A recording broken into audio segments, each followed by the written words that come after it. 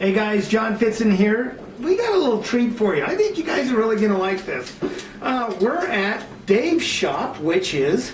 Absinthe Hair and Grooming Parlor. Yeah, and tell them about the place here. Tell them. Well, the Absinthe Parlor is kind of about old world flair and kind of a dedication to detail and an aesthetic too, not just doing hair but also creating a bit of culture around you so that it's more of an experience. And so we named the place after absinthe, the drink, the notorious drink, just because it's got a reputation, you know, and there's a mystique to it. It's kind of dark and a little misunderstood, so we figured why not add a little bit of mystery to what we do, you know. And then there you go. As people come in, we'll just introduce them. Of course, we're always happy to.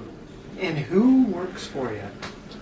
I work for you. And I love working here. We get so many compliments of this place, and people walk in and they're just like, whoa, this is completely different. Dark, Victorian, European feel to it. Something very different, and I love to be a part of that. That's awesome. And you know, guys, I come here, I have to pick up Rocket for something, and I'm down there going, oh my God, I just want to kick back and just, you know, watch Sucker Punch or, you know, Sherlock Holmes or whatever. And you look at all this stuff, and it's just so inviting, and it's just so mellow, and and these guys give haircuts that are out of this world. And guys, I've had haircuts in Beverly Hills, I can't tell you the names because I sharpen shears, that guys would charge for a guy's haircut $200. And you guys are better.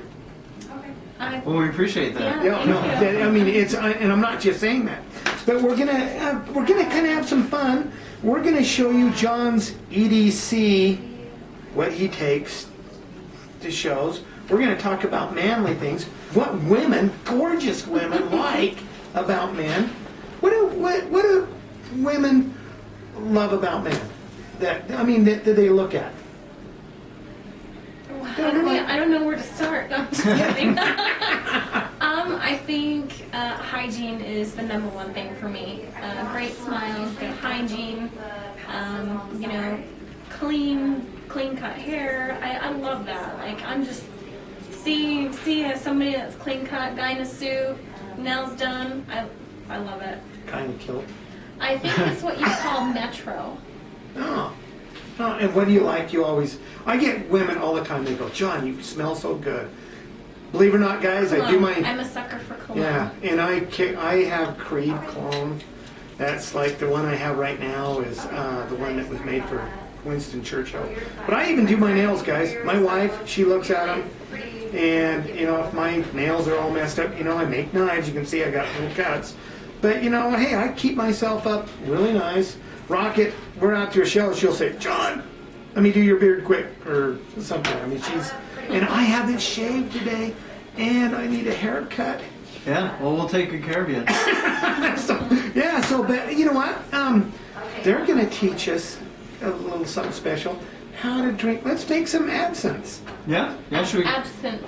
She always says that. Absinthe. It's Not the green drink. I'm not taking a leave of absence. Absinthe. No. Absinthe. Absinthe. Absinthe. Abs in the. Abs in the. No matter how you pronounce it, there's no missing the Maybe I've had some sensation. already. Yeah, for sure. Well, show us how it's done.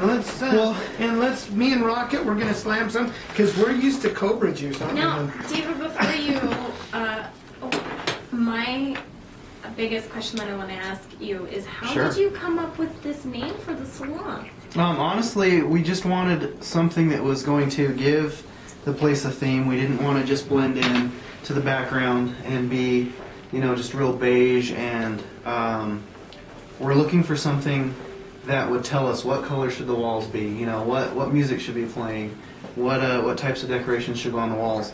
And like I say, you know, you watch movies like Dracula or From Hell or any of these kind of darker type movies, and absinthe is always in the background. It's never very prominent. It's kind of an underlying theme that you see in a lot of my favorite movies, and so we figured, you know, why not bring it out into the light a little bit.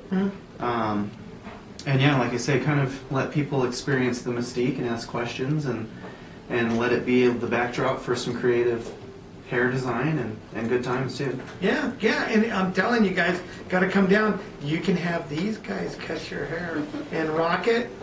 Yeah, you can even go on to her Facebook, Rocket Bombshell. It's what? Rocket Bombshell, one word fits in. And we also have an Absinthe Facebook. Mm-hmm. Where can you find that? It's the Absinthe Parlour, but it's Parlour. It's kind of the old world spelling. You'll recognize us, I think, pretty quickly, Absinthe Hair Parlor. And yeah, I mean, we're so happy to have Rocket with us because it's not often that you find these days barbers that are skilled in the ways of a lot of the more traditional barbering. And she's one of our resident barbers as well. So Yeah. we've got a couple on staff, and she definitely represents them well. And all of them are good. You know, Rocket, you guys, you know, hey, put a thing on Facebook, say, coming down, gotta get my hair cut. And how much do you guys charge? What's prices? Can you give a general? Everybody varies. We are a great salon, and we do take our time, attention to detail. And they do take their time. The prices do vary. It just kind of depends on the stylist, because we're our own little booth rent, our own little business going on. So I think they'd range for a men's haircut. I'd say 25 to 35. 25 to 35, just depends on experience and the kind of their emphasis on the skill specifically. So. And the hot towel kicks ass. Aromatherapy, hot towel, Oh, good God. tea tree oil. I love that. Yeah. A little head massage, Yeah. neck and shoulder massage. So it's the real deal, and it's a full service. That's kind of what we want to do. Not only encourage good grooming in the hair department, but as we're going to see with a lot of the stuff that you brought too, I mean, it's the whole picture.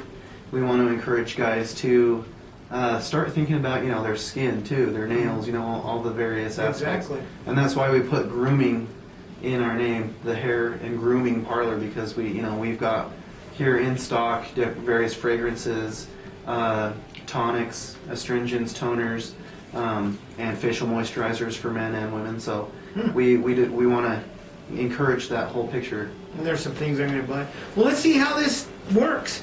Yeah, me and Rocket, we need to slam this. Yeah, we're gonna set you guys up today with a drink, and I figured we might as well take a second to go over the way it works. I mean, there are a few misconceptions about how absinthe is to be prepared. One of them is that you light it on fire. That's definitely more of a contemporary thing that's been added, and honestly, a lot of what people have come to know in relation to absinthe has been created because for a while there it was pretty gross. It was heavy duty and pretty gross. So the sugar, the flames, a lot of these things were only incorporated because the quality of the absinthe had gone downhill pretty quick. They were using really harsh alcohols and stuff like that. So a really great absinthe, the flavor should be great, the color should be great. You wouldn't have any need for anything other than just ice water, which is what we have in the fountain, and sugar to your taste, to kind of mellow the flavor a bit or add a little bit of sweetness. So we've got real absinthe glasses here.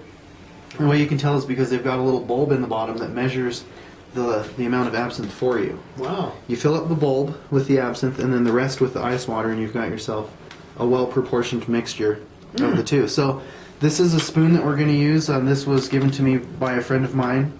It was purchased in Lyon, just outside of Lyon. And this had belonged to a gentleman who had enjoyed absinthe with one of his best friends for 40, 50 years. Wow. And so this has been around, and it's got some character to it. And so the spoon has a notch here that just sits right on the lip of the glass, and That's cool. it's really well balanced. And then we, various types of sugar. This is a raw sugar, so it's going to dissolve a lot more evenly and taste good in the absinthe.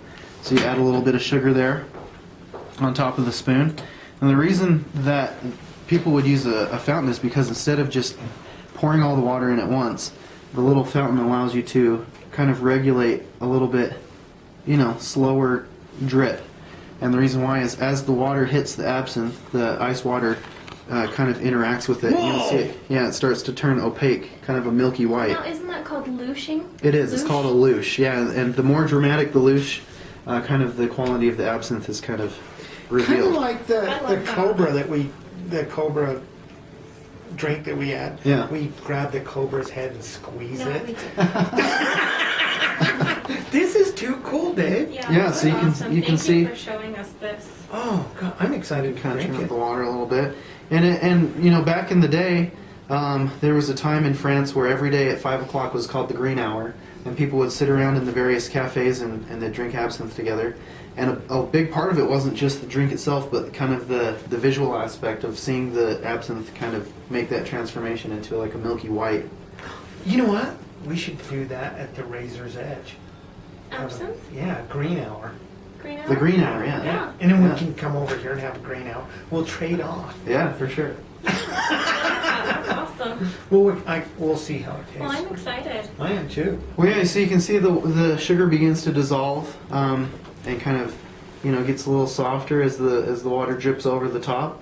And like I say, this was kind of added later. Originally, it wasn't necessarily required, but it does add a bit of sweetness to the flavor. It's kind of absinthe has a very unique anise slash, you know, black licorice Yeah. type flavor to it. Oh, so. wow. I was actually It playing does with smells like anise that. last night.